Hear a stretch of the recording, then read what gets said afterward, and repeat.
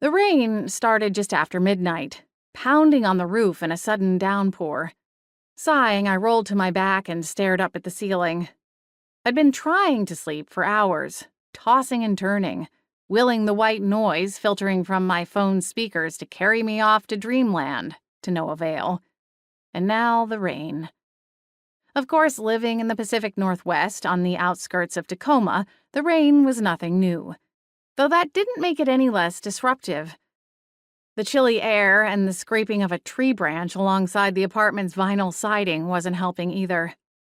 But at the heart of it, it wasn't the rain or the chill or the tree branch that kept me from sleeping. It was my own mind. Thoughts swirling and spinning, stuck in a loop. Maybe I should have just gone to happy hour.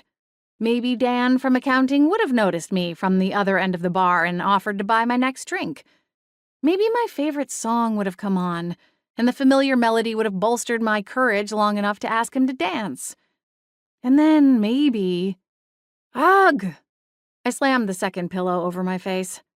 Just go to sleep, I bit out through clenched teeth, the words muffled. When I emerged, the small heater on the wall hissed to life, spitting heat into the room. Maybe some water would help.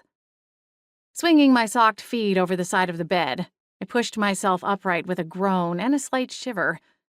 The cheaply carpeted floors creaked underfoot as I padded through the small bedroom before stepping into the dark hallway. I'd lived in the one-bedroom apartment for 2 years and had the floor plan committed to memory. Not that there was much to it. As something of an insomniac, the dark never really bothered me. I spent much of my time wandering around in the night. As I reached the kitchen, I noticed the security light from my cramped balcony filtered in through the blades in the vertical blinds, spreading across the living room carpet in stalks of shadow and light. My lips twisted to the side. Someone's up late, I muttered, veering off my original path to go to the sliding door. The apartment complex sat in a largely commercial zone, with only small trees and shrubby bushes to lend any greenery to the property. To combat my drab surroundings, I kept a pair of bird feeders on my patio, allowing a little bit of nature into my day.